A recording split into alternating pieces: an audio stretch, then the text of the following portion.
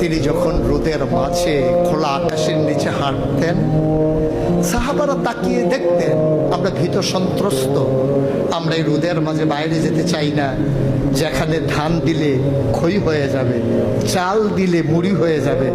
প্রচন্ড গরমের মাঝে তিনি হাঁটেন কেমনে?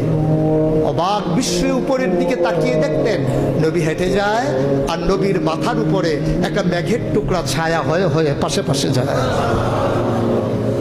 এবড়ো থেবড়ো পাথরগুলোর উপর দিয়ে আমার নবী যখন হাঁটতেন, পাথরের কোনা বের হওয়া পাথরে সবাই হাঁটতে ভয় পেতেন, অথচ নবী সেই এবড়ো থেবড়ো পাথরের উপর দিয়ে হেঁটে যেতেন।